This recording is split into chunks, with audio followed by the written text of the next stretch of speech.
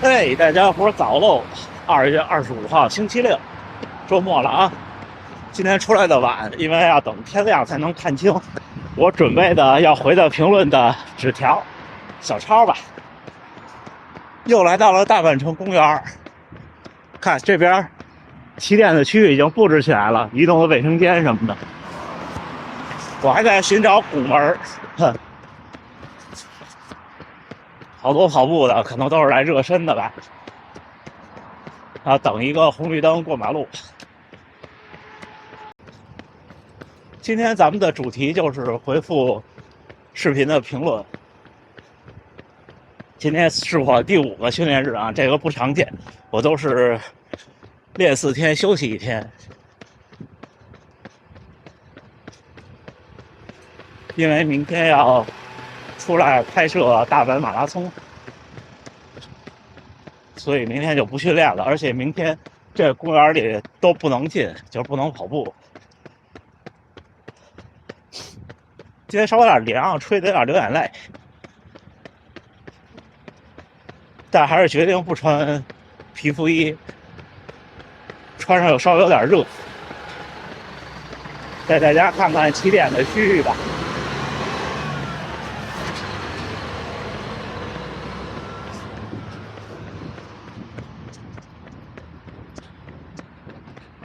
应该就是这一片。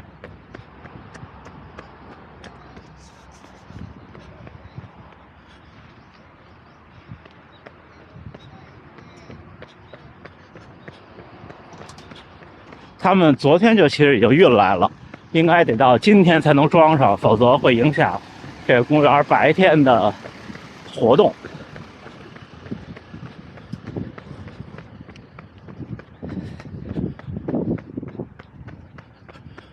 看这边已经布置上了。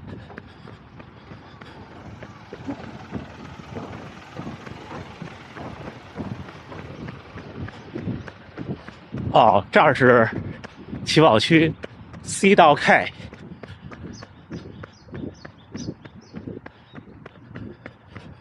移动的卫生间那边还有洗手的。今天日出也挺漂亮啊。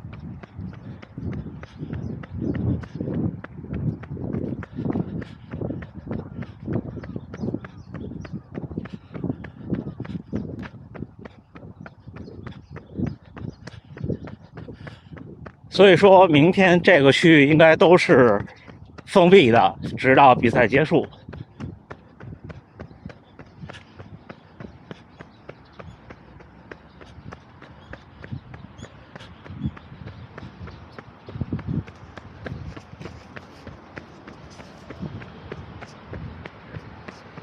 行，一会儿咱们还是去到终点那边。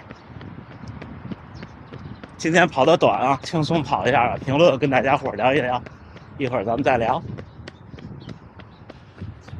咱们早点开始啊，我怕一会儿到了公园里人多，还有说话影响人家。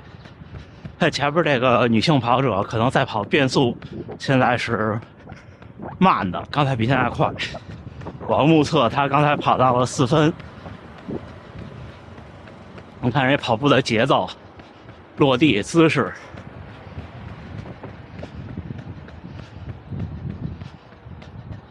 这看上去像是来参赛的，也可能是周末在这儿锻炼的。一个地方跑的时间长了，就发现老是一些熟悉的面孔。第一个问题啊，去年5月开始跑步，一开始每个月只能跑几10公里，现在是每个月200。今年9月份是跑半马还是跑全马？我觉得可以试试全程马拉松了。您比我跑步的第1年要强多了。我们就慢一点，跟着他，不超人家了。我喝什么咖啡？我其实喝咖啡不挑的。我早上起来出发前喝速溶，因为太早了，那个咖啡机的声音太大。就普通的黑咖啡挺便宜的，我一般都买最便宜的。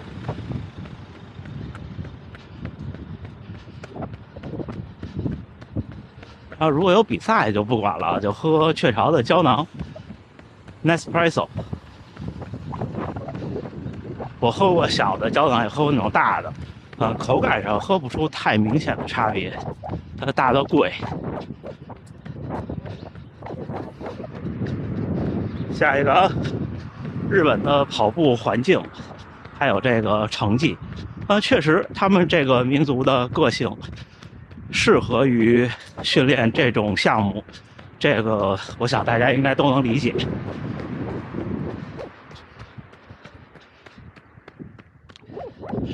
而且这边的无论是专业的还是业余的成绩是要比咱们强的，而且强不少呢，还需努力吧。姿势、心率和体重，就一个小伙伴说1.83米，180斤，现在就纠结，想保持一个合适的跑姿，跑不了多远。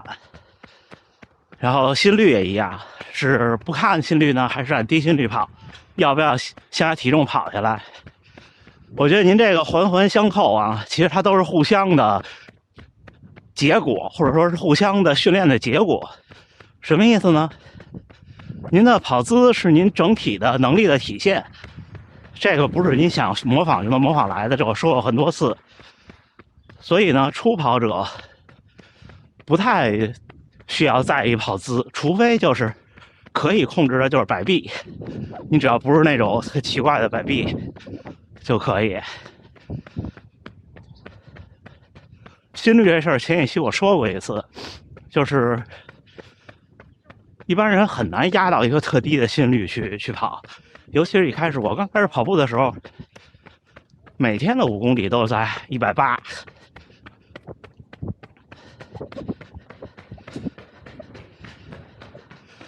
我的不成熟的经验不科学啊，大家可以听听。就是心脏是需要锻炼的，在你的安全范围内，你给它的压力大，它变强的就快。我就这么对我自己，当然您还是可以求稳，这也没有问题。但是我觉得160的心率不用太担心。至于体重，如果前面那2项做好了的话，后边的这体重就是水到渠成。所以说白了，一切都是要建立在多跑多积累的前提下。23岁测的最大心率189，说是实验室测的，全程马拉松按166的平均心率跑，行不行？首先，我觉得可能您的最大心率还能再高一些，毕竟这个年纪。我昨天下了一天的雨，这边昨天我回了家就开始下雨，但是就算是189，166的全程马拉松平均心率也不高。我这个年纪了，基本上还是173。今天来跑步的好多呀，您可以拼到170以内吧，如果您觉得再高难受的话。各个平台的数据同步，这个事儿吧，如果他不支持，就只能您自己想办法了。这要有技术能力，确实不是1、2句能说清楚的。回头我想想办法，看能不能有个简单的方法分享给大家。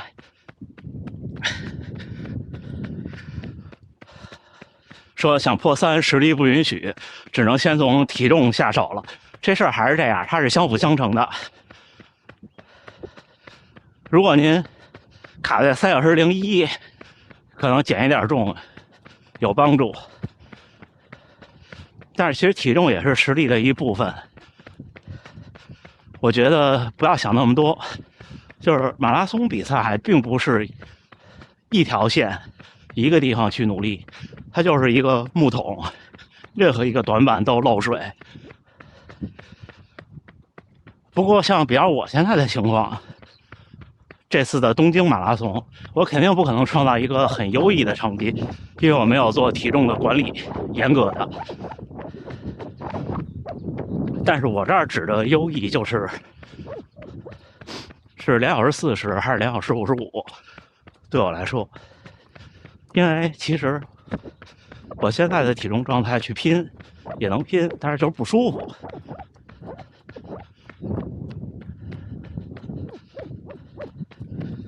下一个啊，脚上磨水泡怎么办？想多跑点跑不了。这就跟那天我穿那双鞋一样，那可能是这个鞋的形状跟您不太契合，要么您去适应它，要么就换。我现在决定去适应它，因为确实太贵了，这个真的没有好办法。而且就算平常不磨脚的鞋，人太多了，不能太大声说话。你要是穿着它飘得比平常远，那也会有磨脚的情况。总之是要适应。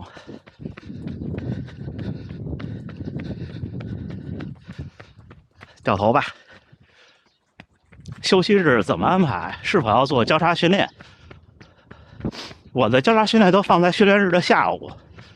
休息日，如果您达到了一个很大的训练强度，比如像我这样，我建议就全休。但是我休息日早上起来会出去很轻松的跑一个2公里的热身，9分钟到10分钟，这样这一天会有精神，并且呢不会让你有疲劳和负担。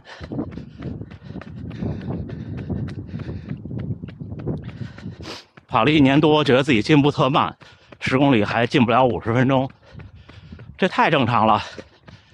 您刚跑1年多，10公里以上的距离的比赛，这都是要至少3、5年的积累。而且跑步的进步，我老说我感觉是阶梯状的，要积攒一段时间，你才能找到一个新的感觉。千万别心急，心急最后就可能会导致您心态上放弃。我说这么多，包括每次节目说这些，还是希望更多的小伙伴能持续的快乐的跑下去。就像我刚才说，参赛的时候，你还是选择舒服一点。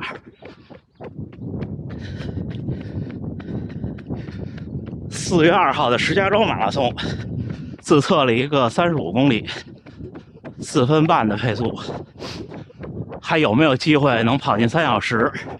如果您那个35公里已经竭尽全力，并且是按照比赛补给的话，我觉得有难度。310可以试一试。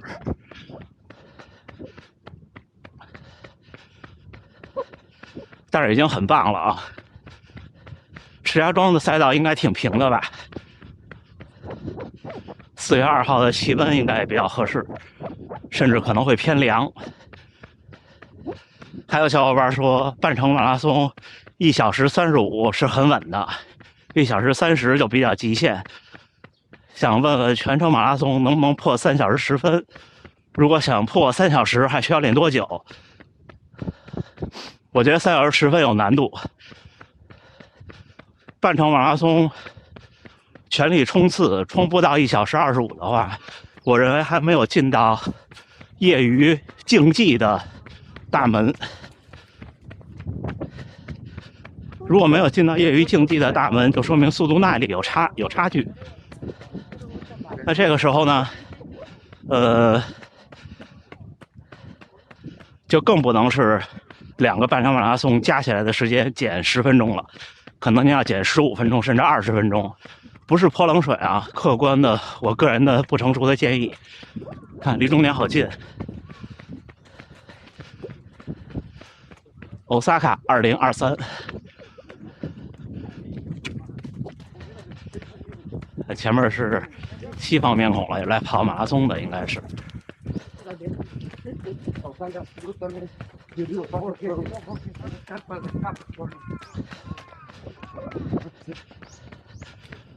至于破3小时这个事儿呢，半程马拉松我觉得业余选手啊，因为业余选手越到后边掉速会越严重。比较稳妥的就是跑进1小时20的半程马拉松，甚至1小时18，您的全程马拉松3小时就相对稳定了。我给您的建议是多跑速度耐力，然后时不时的跑一跑绝对速度的间歇或者变速。差不多回完了，看看今天应该有不少相对专业的跑者在这儿热身。这儿已经有水了，饮料。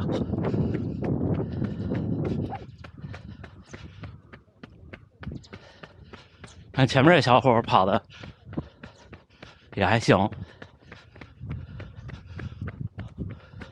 看，这是入场指引 ，ABC、DK 这么走。